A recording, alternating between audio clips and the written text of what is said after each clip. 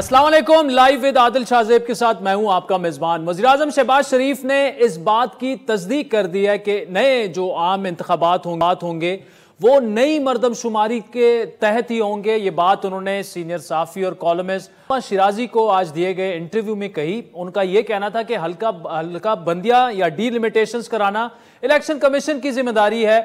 हम 90 दिन में इंतखाबात के कानूनी तकाजे पूरे करेंगे। अब वज़ीर-ए-आज़म शहबाज शरीफ साहब ने आसमा शिराजी साहिबा को जो बताया बड़ा एक क्लियर जवाब था, और वो ये था कि नए जो आम इंतखाबात हैं वो नई मर्दमशुमारी के तहत होंगे। अब इसका क्या मतलब है? मेरी बात हुई जो कुंवर दिलशाद साहब हैं, साबिक सेक्रेटरी हैं इलेक्शन कमीशन के मामलात को बड़ी अच्छी तरीके से वो समझते हैं। उनसे मैंने पूछा कि अगर नई मर्दमशुमारी के तहत इंतखाबात का ऐलान कर दिया जाए तो उसका क्या मतलब होगा? तो उन्होंने कहा कि फिर उसका मतलब ये होगा कि डिलिमिटेशंस होंगी, हल्का बंदियां करनी पड़ेंगी, और इलेक्शंस में कम से कम 4 हफ्ते की ताखीर तो कहीं नहीं गई।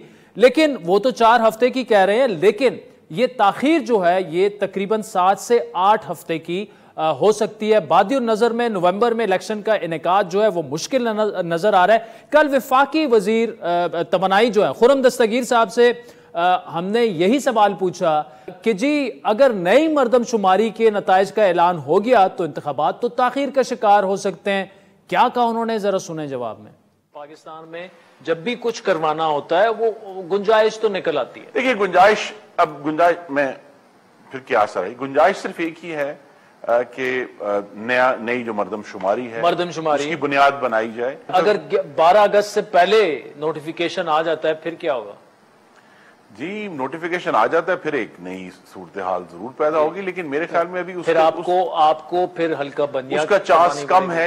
इस वक्त तो सूरत हाल यही है कि 2017 के नोटिफाइड सेंसस पर 10 नवंबर या उससे पहले आम इंतखाबात होंगे। उससे होंगे। लेकिन कुछ इशारे ऐसे हैं, खबर भी है कि 7 से 8 वीक का डिले जो है दैट्स ऑन द कार्ड्स, और उसकी वजह जो है वो सेंसेस ही होंगी। अगर डिलिमिटेशन नहीं होनी है नए इंतखाबात के लिए, उसके लिए रीनोटिफिकेशन के लिए तो कम से कम 3 से 4 महीने चाहिए। हाँ, मैं वही होंगे। हाँ 8 वीक तो मैं आपका दिल बहलाने के लिए 3 से 4 महीने चाहिए होंगे। अब नाज़रीन, जिस खबर का हम गुज़श्ता रात जिक्र कर रहे थे खुर्रम दस्तगीर से, वो खबर आज आसमा शिराजी साहिबा ने जो है वज़ीर-ए-आज़म से ब्रेक ही करवा दी। नई मर्दमशुमारी के तहत इंतखाबात का मुतालबा हुकूमत की इत्तेहादी जमात MQM की जानिब से भी किया जा रहा था। ये मामलात अब किस तरफ जाएंगे? वज़ीर-ए-आज़म शहबाज शरीफ साहब जो हैं उनकी बॉडी लैंग्वेज कैसी थी? ऑफ द रिकॉर्ड उन्होंने क्या कुछ मजीद बातें शेयर की? खुद आसमा शिराजी साहिबा हमारे साथ मौजूद है। आसमा, thank you so much for joining us. बहुत बड़ी खबर है ये कि नई मर्दमशुमारी के तहत वज़ीर-ए-आज़म साहब ने इसकी तस्दीक कर दी है कि नए इंतखाबात होंगे। What do you make of this? आपकी इंटरव्यू से पहले भी डिस्कशन हुई होगी, उसके बाद भी हुई होगी। आपके जहन में अब आगे का खाका क्या बन रहा है आसमा? जी बहुत बहुत शुक्रिया आदिल। जो कुछ कहा है प्राइम मिनिस्टर ने वो बिल्कुल क्लैरिटी के साथ कह दी है, और उन्होंने ये कहा है कि नई मर्दमशुमारी के ऊपर ही इंतखाबात जो है वो नए इंतखाबात का इनेकाद होगा। तो इसके बाद तो कोई इबहाम नहीं रहा, क्योंकि उसकी वजह ये है कि यही सबसे बड़ा तनाज़ा इस वक्त चल रहा था कि अगर पुरानी मर्दमशुमारी के ऊपर है तो उसका भी नोटिफिकेशन जो है वो CCI को देना है, और अगर नई मर्दमशुमारी के ऊपर होना है मामला तो उसका भी नोटिफिकेशन जो है वो CCI को करना है। तो प्राइम मिनिस्टर ने बिल्कुल क्लैरिटी के साथ ये कर दिया कि नई मर्दमशुमारी के नताइज मौसूल होंगे और CCI जो है उसके ऊपर फैसला करेगी, यानी काउंसिल ऑफ कॉमन इंटरेस्ट जो है वो फैसला करेगी। तो हमने उनसे यही पूछा था कि ये तो इलेक्शन कमीशन कह चुका है कि 3 से 4 महीने लग सकते हैं हल्का बंदियों में, क्योंकि ये बहुत ही कॉन्ट्रोवर्शियल काम होता है, कॉन्ट्रोवर्शियल ये टाइम होता है कि जिसमें कि हल्का बंदियां करनी होती है। उस पर प्राइम मिनिस्टर ने कहा कि ये उनका हेडेक है और ये उनको करना पड़ेगा, ये उनको अपने गिवन टाइम के अंदर जो है वो हल्का बंदियां करना पड़ेंगी। लेकिन उनकी बात से साफ नजर आ रहा है कि इंतखाबात जो है वो तकरीबन जो है वो नवंबर में कम से कम होते दिखाई नहीं देते। इसके आगे वो दिसंबर में जाएंगे, जनवरी में जाएंगे, ये एक अलग कहानी है। मगर جو نومبر کا 90 دنوں کا وقت بنتا ہے تقریباً 12 نومبر کا، وہ ہمیں نہیں لگتا کہ انتخابات اس میں ہوں گے، کیونکہ یہ بھی انہوں نے کہا کہ اسمبلی جو اپنی مدت سے پہلے ختم کر دی جائے گی، اور وہ ٹائم بنتا ہے تقریباً 8 اگست کا یا 9 اگست کا، جس میں کہ 48 گھنٹے میں پھر صدر پاکستان جو ہے وہ اس کو نوٹیفائی کرتے ہیں۔ تو میرے خیال ہے 9 اگست کو اگر یہ گورنمنٹ جاتی ہے تو پھر اس کے بعد جو ہے وہ پھر تو انتخابات 12 نومبر کو ڈیو ہوتے ہیں، جس کے کہ اب جو نوٹیفیکیشن کی بات ہو رہی ہے، اور میں یہ بھی آپ کو عادل بتاؤں کہ یہ بڑی دلچسپ بات ہے، کیونکہ اس پروگرام کے فوراً بعد جو ہے مختلف سیاسی رہنماؤں کی مجھے کالز بھی آئیں اس معاملے کے اوپر، جو کہ کنسرن تھے کہ اس کا مطلب یہ ہے کہ نئی مردم شماری کے مطابق اگر دیکھا جائے تو انتخابات جو ہے وہ ڈیلے ہو سکتے ہیں۔ تو کافی زیادہ اس وقت جو ہے وہ اضطراب بھی ہے خود کوalition گورنمنٹ میں جو پرائم منسٹر نے کہا ہے۔ آسما آپ سے آپ کے انٹرویو کے بعد جی آپ کے انٹرویو کے بعد کنور دلشاد صاحب سے بھی میری بات ہوئی، اور یہ تو دیکھیں اگر تو نئی مردم شماری کے تحت نئے عام انتخابات ہوں گے، اس کا مطلب یہ کہ حلقہ بندیاں کرنی پڑیں گی، اور 7 سے 8 ہفتے تو کہیں نہیں گئے، یعنی 2 مہینے تو تقریباً جو نظر آ رہا ہے، اگر سی سی آئی کا اجلاس ہوتا ہے، نوٹیفیکیشن آ جاتا ہے تو یہ ڈیلے ہو جائے گا۔ لیکن اس پر آپ کیا سمجھتے ہیں، پیپلز پارٹی کو کیا اعتراض نہیں ہوگا؟ ایم کیو ایم کا تو یہ ہے کہ وہ تو کہیں گے ٹھیک ہے جی نئی مردم شماری کے تحت ہم چاہ رہے تھے، لیکن باقی جماعتیں بھی ہیں، تو کیا یہ ممکن ہو سکے گا کہ نئی مردم شماری کے تحت ہی ہوں یہ عام انتخابات، یا what do you think of it؟ میرا خیال ہے کہ بہت ہی کلیئرٹی کے ساتھ ہے، پیپلز پارٹی تو پہلے دن سے اس پہ معترض ہے، وہ تو 60 دن یا اور اگر ڈی لیمیٹیشن، جیسا کہ آپ کو خود پتا ہے کہ یہ بہت ہی متنازع کام ہوتا ہے، اس میں صرف ڈی لیمیٹیشن نہیں ہوتی، اس کے بعد آپ نے ہیئرنگ کرنی ہوتی ہے، بہت سارے لوگوں کے تنازعات آتے ہیں، اس کے اندر ڈیلے ہو سکتا ہے، اور election commission on the record یہ بات کر چکا ہے کہ اگر نئی مردم شماری ہوتی ہے تو اس کے نتائج کے بعد جو ہے ہمیں حلقہ بندیاں کرنی ہے، اور اس کے اوپر ان کو پھر سارے اعتراضات دور کرنے پڑیں گے، ورنہ جو شفاف الیکشن ہے یا جو الیکشن کی شفافیت ہے اس کے اوپر اعتراضات ہوں گے، اس کے اوپر سوالات اٹھیں گے۔ اور اگر آپ نے سنا ہو پرائم منسٹر بار بار یہ کہتے رہے کہ یہ جو نئے الیکشن کرانا ہے یہ صرف اور صرف الیکشن کمیشن کی ذمہ داری ہے، یعنی وہ اپنی مدت پوری کر کے چلے جائیں گے، لیکن الیکشن کمیشن جو ہے وہ اس کو منعقد کرائے گا انتخابات کو، یہ ان کی ذمہ داری ہوگی۔ تو کلیئرلی نظر آتا ہے کہ ظاہر ہے کہ حکومت یہ چاہتی ہے کہ اگر وہ جاتی ہے اور اس کے بعد الیکشن کمیشن جو ہے اس کو 90 دن کے اندر انتخابات کروانے ہیں، جو کہ سرے 10 ممکن نظر نہیں آتا، تو اس کا مطلب یہی ہے کہ انتخابات جو ہے وہ تاخیر کا شکار ہو سکتے ہیں۔ اور یہ ظاہر ہے کہ اس وقت کی جو صورتحال ہے، خاص کر کے آج جو پیٹرولیم کرائسس جب بڑی ہے تو اس پہ بھی ایک انٹرپریٹیشن یہ دی جا رہی ہے کہ لگتا ہے ایسے کہ شاید بہت جلد انتخابات نہیں ہوں گے، جبھی جاتے جاتے جو ہے وہ P M L N government نے یا P M L N lead government نے جو ہے وہ پرائسز جو ہے وہ بڑھائی ہیں، جو کہ نگران سیٹ اپ بھی اگلے 10-12 دنوں کے اندر کر سکتا تھا۔ یہ ایک بات پی سی آئی کا اجلاس بلائیں گے، اور ہو سکتا ہے اگلے ایک ہفتے کے اندر وہ کاؤنسل آف کامن انٹرسٹ کے اندر نئی جو مردم شماری ہے اس کے اندر وہ بات کریں اور اس کو پروو کروائیں۔ مگر اس میں ایک دلچسپ بات یہ کہ 2 سی سی آئی کی جو حکومتیں ہیں وہ منتخب حکومتیں ہیں، اور 2 یعنی ابھی اگر صوبوں کی بات کریں، اور 2 صوبوں کی حکومتیں جو ہے وہ اس وقت منتخب نہیں ہیں، لہٰذا اس کی کیا حیثیت ہوگی وہ بھی ایک الگ تنازع بن سکتا ہے۔ ٹھیک ہے آسما، آخر میں یہ بتائے گا کہ کیا کیئر ٹیکر پرائم منسٹر کے حوالے سے کوئی بات ہوئی؟ ڈار صاحب کا انٹرویو آپ نے دیکھا ہوگا، پھر ان کی بات چلی، لیکن ابھی بھی انہیں فرنٹ رنر قرار دیا جا رہا ہے۔ آلدو خواجہ آصف صاحب کی سٹیٹمنٹ آئی، پھر اس کے بعد وہاں بھی خاموشی، پیپلز پارٹی نے مخالفت کی، لیکن اگلے دن پھر شہری نے آپ ہی کے پروگرام میں یہ کہا کہ جی ہم نے تو کسی نام کی وی آر اوپن، ابھی تو ڈسکشن ہی نہیں ہوئی۔ آپ کو کیا لگ رہا ہے کیئر ٹیکر پرائم منسٹر، آج پرائم منسٹر سے آپ مل کے آئی ہیں، تو کیا آپ کی اسیسمنٹ کیا ہے، کیا ہو سکتا ہے، کیا ہونے جا رہا ہے؟ دیکھیے پرائم منسٹر نے اس کے اوپر یہ کہا کہ ہم اس کے اوپر مشاورت کا آغاز کر رہے ہیں، اور کل ہماری جو کمیٹی ہے وہ اس پہ بات کریں گی اور راجہ ریاض صاحب کے ساتھ وہ مل کے فائنل کریں گے، مگر اگر ہم سے نہیں ہو سکے گا تو چیف الیکشن کمشنر اس کا فیصلہ کریں گے۔ تو موسٹ لائکلی انہوں نے ایک ونڈو اور بھی اوپن کی ہے جو کہ آئین کے تحت ہے کہ اگر یہاں فیصلہ نہیں ہوگا تو وہاں ہوگا۔ اب یہاں کیوں نہیں ہوگا یہ ایک الگ کہانی ہے، راجہ ریاض صاحب اپوزیشن ہے، لیکن ان کو اگر آپ تصور کریں کہ وہ لیڈر آف دی آرمی اتنا بڑا نہیں ہے، ان کے بیچ کسی نام کے اوپر متفق ہونا ہے، جس کا کہ پرائم منسٹر نے یہ بات کہی کہ ہم 3 نام جو ہے وہ بھجوا دیں گے اور اس کے بعد جو ہے کسی ایک نام کے اوپر فیصلہ ہوگا. لیکن آف دا ریکارڈ ظاہر ہے کہ اور بھی جو آن دا ریکارڈ بھی اب تو اسحاق ڈار صاحب کے نام کے اوپر جو ہے خود پاکستان مسلم لیگ نواز کے اندر سے مخالفت جو ہے وہ زیادہ سامنے آ چکی ہے. تو لگتا ہے ایسے ہے کہ کوئی سینئر سیاستدان کی طرف ہی دیکھا جا رہا ہے تاحال، لیکن فیصلہ جو ہے وہ اوپن چھوڑا جائے گا اور ہو سکتا ہے کہ چیف الیکشن کمشنر جو ہے وہی فیصلہ کریں کہ کون نگران وزیر اعظم ہوگا. ٹھیک، Asma Shirazi, thank you so much for joining us. ناظرین، آپ بڑی تیز اور اہم ڈیولپمنٹس اسلام آباد میں ہو رہی ہیں. جیسے جیسے حکومت کا وقت ختم ہوتا جا رہا ہے، 10 دن آلموسٹ رہ گئے ہیں، تیزی سے یہ ڈیولپمنٹ سیاسی ہو رہی ہیں. وقت ہوا چاہتا ہے ایک بریک کا، جس کے بعد وزیر مملکت برائے پیٹرولیم ڈاکٹر مصدق ملک صاحب ہمیں جوائن کریں گے.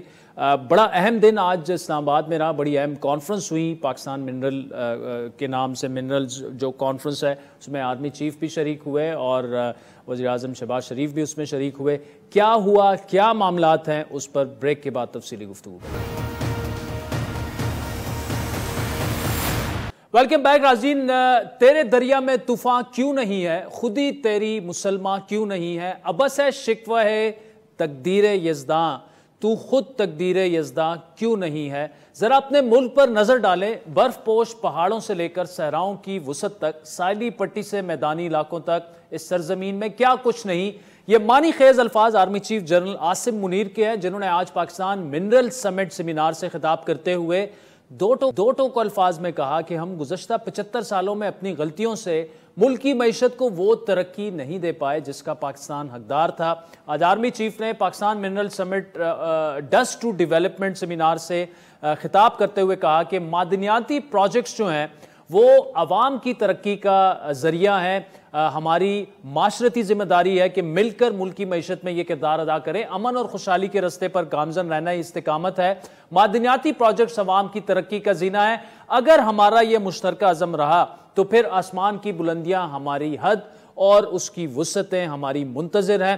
پاکستان میں معدنیات کا ایک بڑا ذخیرہ پایا جاتا ہے ناظرین، جس کو استعمال کر کے ملک میں خوشحالی کے ایک نئے دور کا آغاز ہو سکتا ہے. 2019 میں پاکستان کی کل کانوں اور معدنیاتی ذخائر کا بہت بڑا ٹریلینز میں تخمینہ لگایا گیا، جس میں دھاتی معدنیات کے علاوہ مطلب ایندھن، صنعتی معدنیات، قیمتی پتھر، عمارتی پتھر، مٹی اور دیگر وسائل شامل ہیں. 2018 میں معدنی ایندھن، تیل اور کشید کرنے والے مصنوعات کی برآمدات $500 ملین رہی. معدنیات جو ہیں وہ SIFC کا اہم جز اور ملک میں معاشی انقلاب کی حیثیت رکھتے ہیں. ملک کی معیشت جو ہے اس کی ترقی کے حوالے سے حکومت پاکستان کی جانب سے اسپیشل انویسٹمنٹ فیسیلیٹیشن سینٹر جو ہے اس کا قیام بھی عمل میں لایا گیا. اس سلسلے میں جدید ٹیکنالوجی سے آراستہ ملک کی ترقی کے ضامن مختلف شعبوں میں بشمول ایگریکلچر اور IT کے فروغ اور بیرونی جو سرمایہ کاری ہے اس کی دلچسپی کے لیے آج پاکستان منرل سمٹ کے نام سے سیمینار کا اہتمام کیا گیا. ملک کی اہم شخصیات، خلیجی ممالک اور چائنا اور یورپین یونین کے سفارتکار اور معدنیات کے شعبے سے تعلق رکھنے والے جو انویسٹرز ہیں دنیا بھر سے، انہوں نے شرکت کی.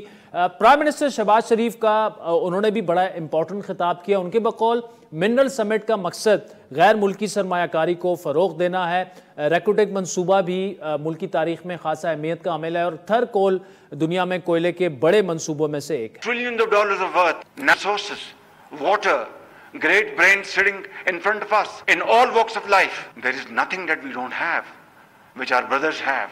So, if sand dunes could be converted into great models of progress and prosperity by our brothers, sitting here and sitting there. میں ناظرین آج خود اس سمٹ پہ موجود تھا. ایک تو بڑا ایک کلیئر کٹ میسج تھا وزیر اعظم شہباز شریف اور آرمی چیف کا اکٹھے اپیئر ہونا، اور ایک یہ پیغام دینا کہ ملکی معیشت جو ہے اس کو ٹریک پر لانا اور ترقی کے نئے منازل جو ہیں طے کرنا، اس پر کوئی کسی کو سیاست کرنے کی اجازت نہیں جائے گی. یہ بڑا ایک کلیئر کٹ پیغام تھا. اگر آپ آرمی چیف کی سپیچ کو دیکھیں یا شہباز شریف صاحب جو کہ 10-11 دنوں میں ان کی حکومت ختم ہو رہی ہے، لیکن پیغام بڑا سمپل تھا کہ اگر تو وہ آئندہ اقتدار میں انتخابات کے بعد پتہ نہیں کون وزیر اعظم بنتا ہے، کوئی نہیں بنتا، لیکن بڑا سمپل ملک کی سول اور جو عسکری قیادت ہے ان کی جانب سے میسج تھا کہ جو بھی ہو جائے آگے ملک کو اسی جانب ترقی کی جانب لے کے جانا ہے. اور جو ایز آف ڈوئنگ بزنس ہے، یا ہم نے دیکھا کہ ریڈ ٹیپ سے جو ریڈ کارپٹ تک کے سفر کا یہ سلوگن ہے کہ آپ پاکستان کے اندر اگر ملکی سرمایہ کار ہوں یا غیر ملکی سرمایہ کار ہوں، وہ بیوروکریسی اور یہ فیتے کاٹنے اور ان چکروں میں ان کو اتنا پھنسا دیا جاتا ہے کہ وہ اپنی انویسٹمنٹ پر پشیمان ہو جاتے ہیں. تو یہ ایک پیغام دینے کی کوشش کی گئی ہے دنیا بھر میں بھی انویسٹرز کو کہ آپ آئیں انویسٹ کریں. ون ونڈو آپریشن ہوگا اور اس میں نہ صرف جو پولیٹیکل گورنمنٹ ہے بلکہ جو عسکری قیادت ہے وہ فور فرنٹ پہ ہوگی. یہ تمام وہ میسیجز تھے، لیکن کچھ سوالات بھی میں اپنے ساتھ اسٹوڈیو میں لے کے آیا، اور وہ سوالات یہ ہیں کہ آرمی چیف کی بڑی زبردست سپیچ تھی، وزیر اعظم شہباز شریف کی بھی بہت ہی زبردست سپیچ تھی، مصدق ملک صاحب وزیر مملکت برائے پیٹرولیم کی بھی بڑی اچھی سپیچ تھی، بڑا زبردست انہوں نے آج فنکشن کروایا. لیکن یہ سب کچھ ہوگا کیسے؟ یعنی یہ تقاریر اور یہ ساری چیزیں تو ہیں اس لیول پر نہیں اتنی تفصیل سے نہیں، لیکن اس سے پہلے بھی ہم سن چکے ہیں، لیکن پریکٹیکلی کیسے یہ چیز پاسبل ہو سکے گی؟ یہ ساری باتیں بڑی اچھی ہیں، ہم ان کی تعریفیں بھی کر رہے ہیں، لیکن پریکٹیکلی اس میں بڑی دشواریاں ہیں. بیوروکریسی اس میں بار بار روڑے اٹکائے گی، کسی اور کی گورنمنٹ آ جائے گی تو کیا یہ پالیسی وہ اٹھا کے باہر پھینک دیں گے؟ فار ایگزامپل کل کو تحریک انصاف اقتدار میں آتی ہے تو وہ کیا یہ چیز آگے بڑھائے گی؟ یہی جو پالیسی، اور یہ ملک کی ریاست کی پالیسی ہے، نہ یہ فوج کی پالیسی ہے، نہ یہ حکومت وقت کی پالیسی ہے. کیا ہوگا؟ یہ سارے سوالات میرے ذہن میں ہیں اور اس کا جواب ہم لیں گے. وزیر مملکت برائے پیٹرولیم ڈاکٹر مصدق ملک صاحب ساتھ موجود ہیں. ڈاکٹر صاحب thank you so much for joining us. Pakistan mineral summit dust to development, I must say کہ واٹ این امپریسو شو. میں نے بھی پورا دن وہاں پہ گزارا، لیکن میں ساتھ میں کچھ سوالات بھی لے کے آیا ہوں، اینڈ تھینک یو کہ آپ اپنی مصروفیات میں سے آپ نے پھر بھی ہمیں ٹائم دے دیا. سوال بڑا سمپل سا ہے کہ پیپرز پہ ساری چیزیں بڑی اچھی لگتی ہیں، آپ نے بڑی اچھی سپیچ کی، پرائم منسٹر صاحب نے، چیف آف آرمی سٹاف نے، لیکن کیا یہ تقریریں ہم پہلے بھی پاکستان میں نہیں سنتے آئے ہیں؟ What's different this time around? Especially آپ ایک ایسے ٹائم میں اس سوال کا جواب مجھے دے رہے ہیں جب 11 دن میں آپ سب گھر جا رہے ہیں حکومت چھوڑ کے. میں نہیں جانتا، ہو سکتا آپ نے اس سے پہلے اس تفصیل کے ساتھ اسٹریٹجی دیکھی ہو، شاید کسی نے پریزنٹ کی ہو، لیکن ہم نے بہت کوشش کی ہے کہ جو ہم کہہ رہے ہیں کہ ہم یہ کریں گے، وہ کریں گے، ایسا ہوگا ویسا ہوگا، اس کو ایک لائحہ عمل کی شکل دے کے آپ کے سامنے پیش کیا جائے. تو آج ایک بڑا واضح شکل میں آپ کو دکھایا گیا، 3 چیزیں دکھائی گئیں. پہلی تو ڈسٹ ٹو ڈیولپمنٹ، یعنی مٹی سے ترقی کا سفر جو ہے وہ کیسے ہوگا. مٹی سے ترقی کا سفر، پہلے ہم مائننگ کریں گے، اس مائننگ کے بعد ہم وہاں پہ انفراسٹرکچر ڈیولپ کریں گے، پھر وہاں پہ ہم سمیلٹر لگائیں گے. سمیلٹر وہ بھٹی ہوتی ہے جس میں مٹی ڈالیں تو دوسری طرف سے سونا یا تانبا یا جو بھی چیز ہے پروڈکٹ ڈیولپمنٹ کی طرف آپ. اور پھر فائنلی وہاں پہ بلوچستان میں جہاں پہ ترقی نہیں ہوئی اور وہ پیچھے رہ گئے بہت زیادہ. آپ اگر کسی بھی شہر سے وہاں جائیں تو آپ کو دل دکھتا ہے آپ کا. وہاں پہ چھوٹے چھوٹے انڈسٹریل کلسٹرز، چھوٹی چھوٹی فیکٹریاں لگیں گی تانبے کی چیزیں بنانے کی، کاپر وائر بنانے کی، وغیرہ وغیرہ. تو اس سے ایک ترقی، ایک پورا پیتھ وے آپ کو دیا. دوسرا آپ کو کہا کہ یہ ہوگا کیسے، اس کے لیے رولز آپ کو اجازت دیں گے. تو دوسری ہماری تھیم آپ نے ایک کا تو بتا دیا، red tape to red carpet. نہیں جی، اس سے پہلے تھی ہارمونائز اینڈ ہیومنائز. ہمارے جتنے بھی ریگولیشن ہیں نہ ان کا کوئی ہارمونائزڈ ہے، یعنی جو ہمارے ڈسٹرکٹ ہیں ان کا ایک اور قانون ہے، ہمارے صوبوں کا ایک اور قانون ہے، وفاق کے اپنے قوانین ہیں، حساس اداروں کے اپنے رولز ریگولیشنز ہیں. کوئی ایک ہارمونائز اسکیم نہیں. اگر آپ ایک انویسٹر ہیں اور آپ آنا چاہتے ہیں تو آپ کو نہیں پتا کہ آپ نے کتنے ڈپارٹمنٹس کے کتنے قوانین کے تحت وہ کام کرنا ہے، کس کس کے پاس جانا ہے. تو آپ کے سامنے ایک طریقہ کار وضع کر دیا گیا کہ یہ تمام چیزیں ہارمونائز ہو جائیں گی، یعنی ایک ہی قانون کی کتاب ہوگی، ایک ہی ریگولیشن ہوگا، سارے صوبے اس کو خود اپروو کریں گے. مگر جو باہر سے آئے گا اس کو اس سے غرض نہیں ہوگی کہ 18ویں ترمیم کے بعد میں نے کرنا ہے، آپ نے کرنا ہے، کس نے کرنا ہے، رول بک ایک ہو جائے گی. دوسری ہم نے یہ بات کی کہ سب سے زیادہ جس میں جان کا نقصان اور صحت کا نقصان ہوتا ہے وہ کیا چیز ہے؟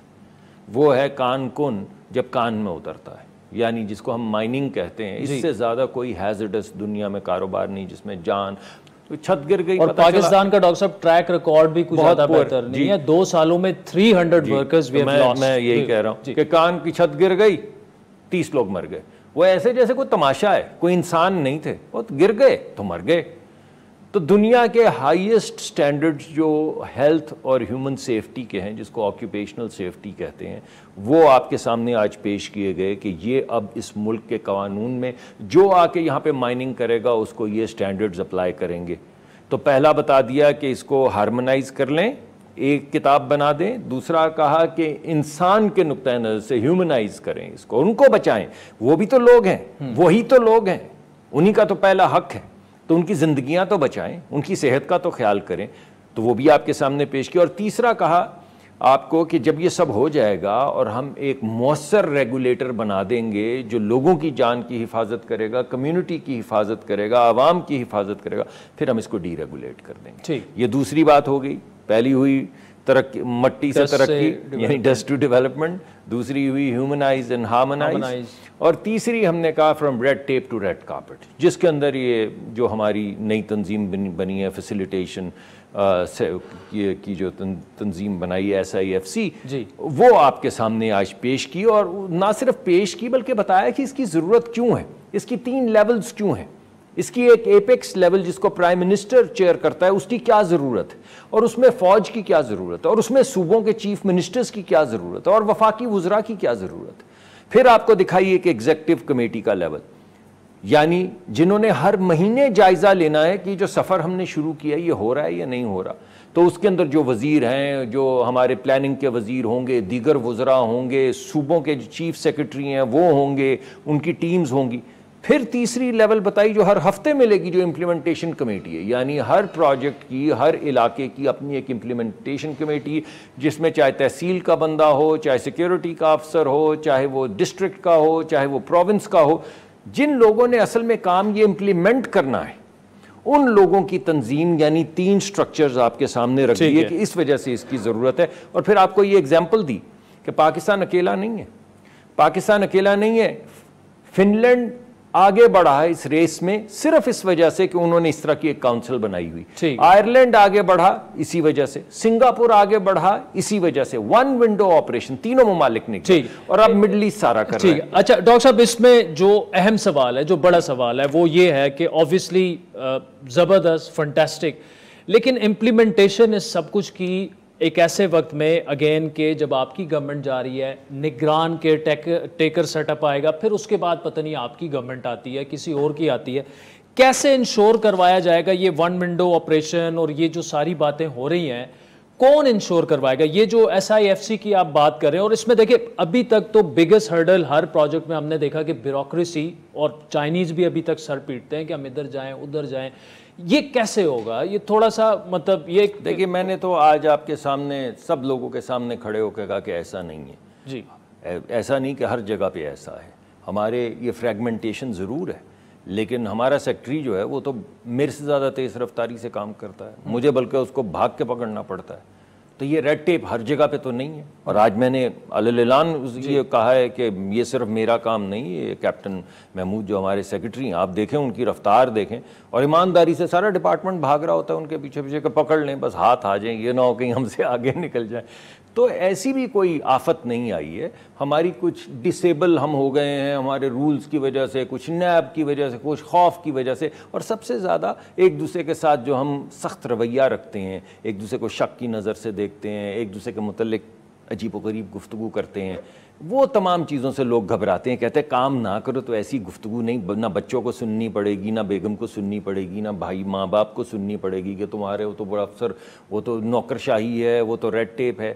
تو میں یہ سمجھتا ہوں جو طریقہ کار ہم نے طے کیا ہے اس کو انسٹیٹیوشنلائز کیا. فرق یہ ہے، یعنی یہ تو کہیں نہیں لکھا قانون میں کہ میاں محمد شہباز شریف صاحب اس کے چیئر ہوں گے.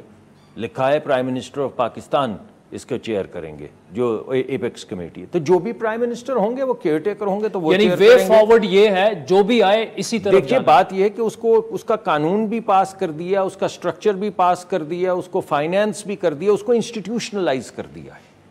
تو اب جو بھی کسی وقت پلاننگ کا وزیر ہوگا وہ ایگزیکٹو کمیٹی چیئر کرے گا, جو بھی ایپیکس جو اس وقت کا وزیر اعظم ہوگا وہ ایپیکس کمیٹی کو چیئر کرے گا. تو یہ انسٹیٹیوشنل طریقہ کار جو ہے یہ ثواب دید پیتے نہیں کہ میری ایک ایڈوائزری کمیٹی ہے, مجھے ایک صاحب پسند تھے میں ان کو لے آیا, پھر مجھے پسند نہیں آئے, پتہ چلا کہ وہ کسی مائنورٹی سے تعلق رکھتے ہیں تو گالم گلوچ کر کے انہیں نکال. اس طرح کی کوئی چیز نہیں ہے. ایک انسٹیٹیوشنل فریم ورک ہے جس سے لوگوں کو بھی, اور آج آپ نے انویسٹرز دیکھا 30 ممالک سے انویسٹرز آئے ہوئے تھے, رائٹ, اگر آپ وہاں پریزنٹ تھے 30 ممالک سے, دنیا کے لیڈنگ لزارڈ اور یہ تمام جو بینکس ہیں وہ سب آئے ہوئے تھے, دنیا کے لیڈنگ کارپوریٹ لائرز وہاں پر آئے ہوئے تھے جنہوں نے اپنا پینل رن کیا اور پاکستان کو بتایا کہ بین الاقوامی سطح پہ اگر انویسٹمنٹ کرنی ہو تو کیا اس کی ریکوائرمنٹس ہے, کیسا ہونا چاہیے, آپ کو کیا کرنا چاہیے, کن کن. تو یہ تمام گفتگو جو ہوئی اس سے پہلے یہ تمام انویسٹمنٹ بینکرز اور یہ تمام کارپوریٹ لائرز اور اسٹریٹجسٹ کیوں نہیں آئے؟ دنیا کی بڑی جو 3-4 سب سے بڑی جو مائننگ کمپنیز ہے سب کے سینئر افسران, کچھ سی ای اوز اور کچھ سینئر ترین افسران آئے ہوئے تھے, ٹنٹو کے, وہ جو بھی مختلف کمپنیوں کے, تو وہ کیوں آئے تھے پہلی ماہ, کیوں آئے ہیں بھائی, پہلے کیوں نہیں آئے, ٹھیک, اور اب کیوں آئے ہیں؟ اس کی وجہ یہ ہے کہ قوانین کے ذریعے, ہماری لائحہ عمل یا اسٹریٹجی کے ذریعے, ہمارے ڈیٹیلڈ, آپ نے تو آدھا دیکھا, ابھی آپ نے امپلیمنٹیشن پلان تو دیکھا ہی نہیں کہ یہ امپلیمنٹ کرنے میں کس کا کیا رول ہوگا, کیا ٹائم لائن ہے. اچھا, اس پہ مزید بات کرتے ہیں ڈاکٹر صاحب, ایک بریک لینی ہے کچھ سی, پھر ڈاکٹر مصدق ملک صاحب سے یہ اہم گفتگو جاری رکھتے ہیں. ویلکم بیک ناظرین. وزیر مملکت برائے پیٹرولیم ڈاکٹر مصدق ملک صاحب ہمارے ساتھ موجود ہیں. ڈاکٹر صاحب, آج بھی آپ نے 6 ٹریلین کی بات کی, 6 ٹریلین ڈالرز معدنی ذخائر پاکستان کے پاس موجود ہیں جو ٹیپ ان کرنے ہیں, اور یہ پورا سارا. اس سے پہلے آپ نے پریس کانفرنس کی, آپ نے کہا کہ جی یو ایس کے پاس ایپل ہے اور گوگل ہے اور امیزون ہے, بڑی آپ کا مذاق اڑایا گیا, میمز بھی آپ کی بنی. Here is your chance. $6 trillion is a lot of money. جب ہم $2 billion جو ہیں اس کے پیچھے IMF نے ہم سے ناک رگڑوا دیا, کہاں ہیں یہ 6 ٹریلین؟ اب آپ کی باری ہے, ذرا بتائیں ہمیں. حیرت نہیں ہوتی آپ کو کہ اگر یہ ذخائر ہمارے پاس ہیں اور ہم نے اگر ان کو ایکسپلور نہیں کیا تو آپ کو حیرت, میرا تو بہت انتہائی حیرت, اس لیے تو یہ سوال کیا, میرا تو بہت دل دکھا ہے. میں آپ کو ایک ایگزامپل دے دیتا ہوں, پھر آپ کو ایک بتا دوں گا اس کا سورس کیا ہے. ایگزامپل میں آپ کو دے دیتا ہوں کہ یہ 2013 کے بعد سے شروع ہوا کام اس پہ جو ہمارے وہ کوئلے کی کان ہے سندھ میں, کیا نام ہے, تھرکول, مگر وہ تو صدیوں سے ہے وہاں.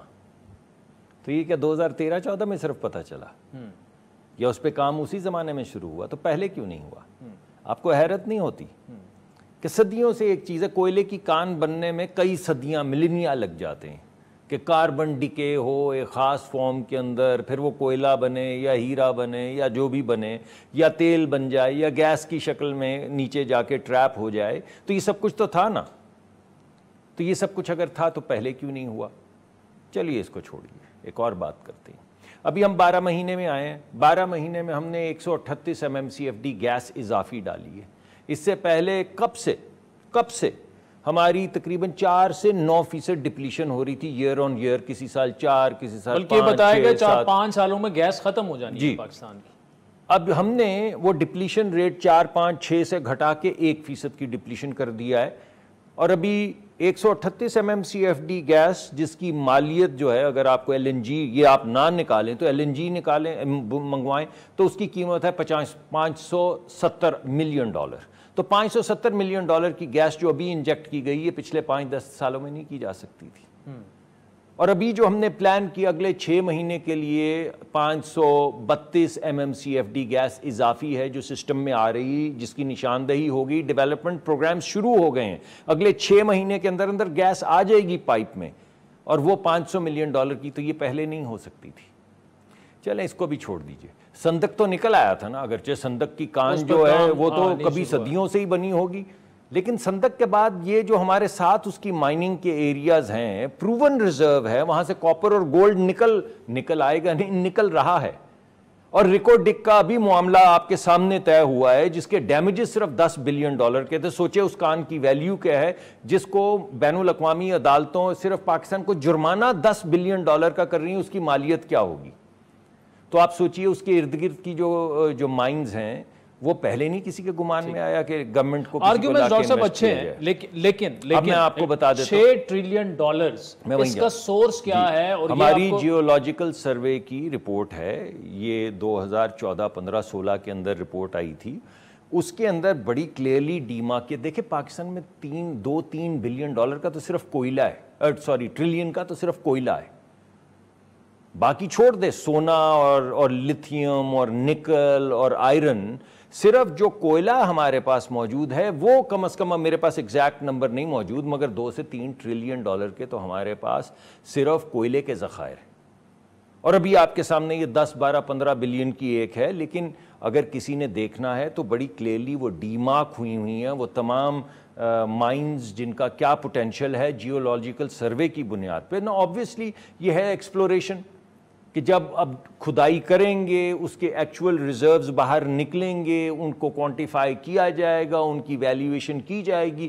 تو اس وقت کے بھاؤ سے 6 ٹریلین ہے یا 9 ٹریلین ہے یا 4 ٹریلین ہے وہ نکل آئے گا، مگر جو ہماری جیولوجیکل سروے یعنی ہمارا جو جغرافیہ ہے، اس کو یہ کہہ سکتے ہیں ایسٹیمیٹڈ ہے، جو ایکسپلوریشن ہونی ہے، اور وہ کم بھی ہو سکتی ہے اور زیادہ بھی ہو سکتی ہے، مگر جو ایسٹیمیٹڈ یعنی ہوتا ایسے ہے کہ کہیں بھی دنیا میں کنفرمڈ جو ریزروز ہوتے ہیں ان سے پہلے جو ایسٹیمیٹڈ ریزروز ہوتے ہیں وہ جیولوجی کی بنیاد پہ ہوتے ہیں، یعنی آپ کی ساخت کیا ہے۔ وہ والا معاملہ تو نہیں عمران خان نے بھی سمندر سے تیل نکل، دیکھیے میں نے تو آپ کے سامنے پوٹینشیل بھی رکھ دیا، پلان بھی رکھ دیا، آپ کو یہ بھی بتا دیا ہے کہ ہم وہ کیا جہاں پہ یہ چاغی میں 2-3 اضافی مائنز یعنی 2 مائنز ہم اس وقت آلریڈی گفتگو کر رہے ہیں کہ ان کو کیسے آگے بڑھانا ہے، کون سے انویسٹرز لانے ہیں، 2 مائنز ایک جگہ پہ اور 2 مائنز ایک جگہ پہ، تو جتنی بڑی ریکوڈک ہے تو 4 مائنز 4 ریکوڈک کا تو ہم گفتگو آلریڈی کر رہے ہیں نا، تو چلیں وہی مان لیں آپ 6 اگر آپ نہیں مانتے، آپ کہتے ہیں یہ ایسٹیمیٹ ہے، ایسٹیمیٹ تو سائنٹیفک بنیاد پہ ہے نا، جیولوجیکل سروے کی رپورٹ کی بنیاد پہ،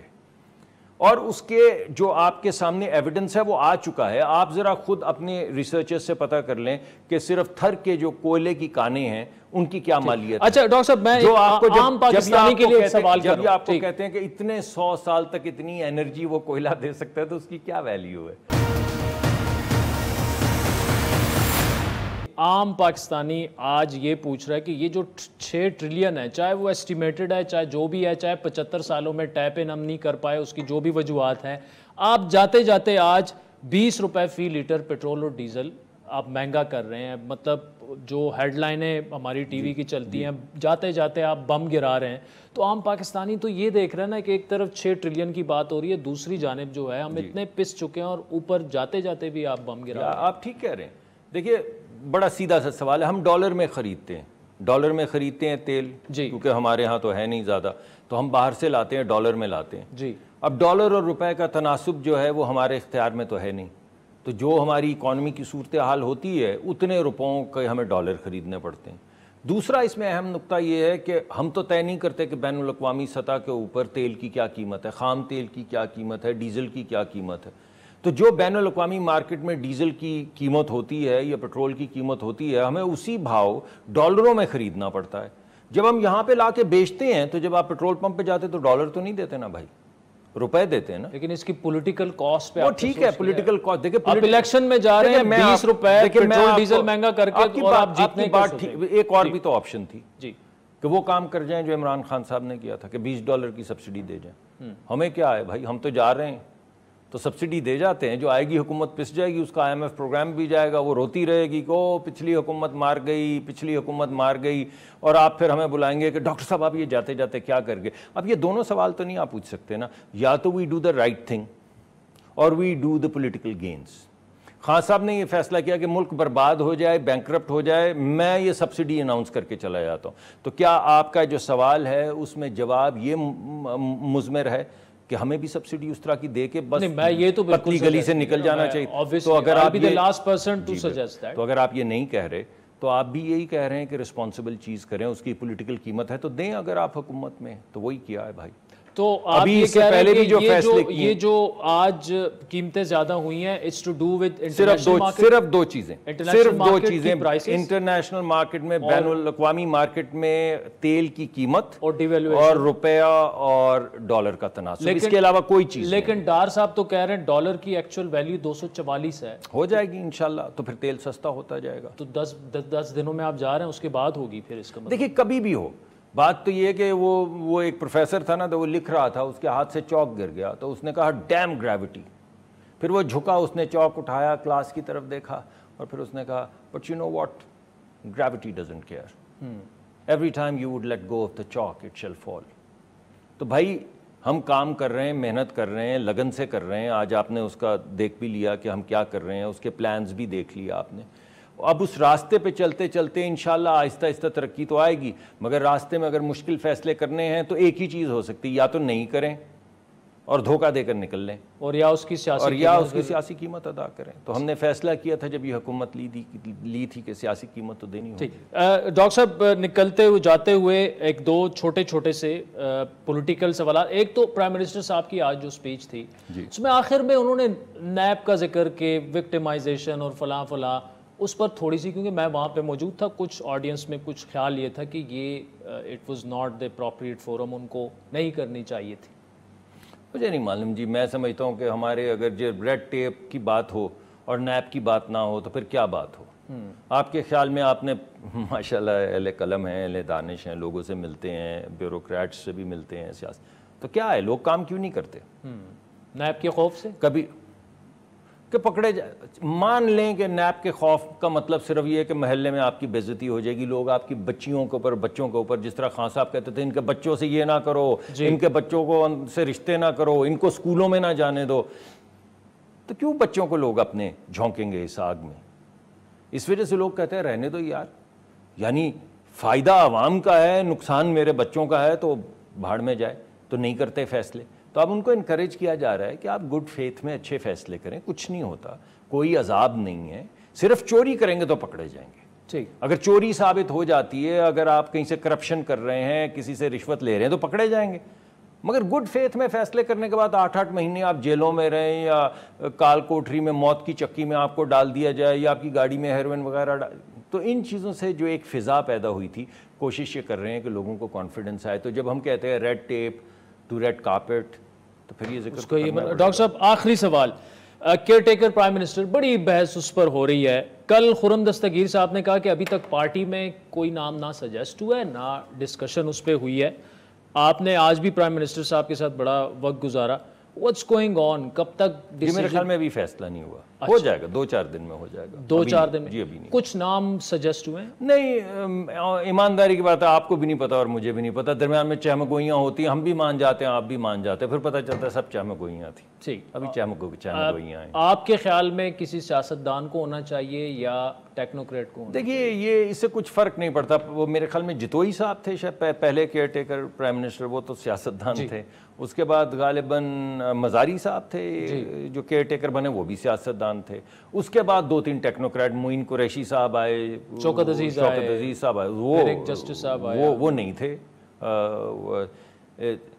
لیکن جو اعتراضات اٹھائے گئے سیاستدانوں پہ، وہی اعتراضات اٹھائے گئے وہ جو ٹیکنیکل لوگ تھے. تو فرق تو کچھ آیا نہیں ہے. تو 6 of one half a dozen of the other. اصل تو بات یہ ہے کہ آپ نے ایک فریم ورک لے کر، ویسے بھی اب تو بہت سی ڈیبیٹ یہ بھی چل گئی ہے کہ کیئر ٹیکر کی ضرورت بھی ہے یا نہیں. ڈاکٹر مصدق ملک صاحب، thank you so much for joining us. ناظرین، آج کے پروگرام پر آپ کے فیڈ بیک کے منتظر رہیں گے. ہمارا ٹویٹر ہینڈل ہے @عادل شاہ زیب. اجازت دیجیے، خدا حافظ.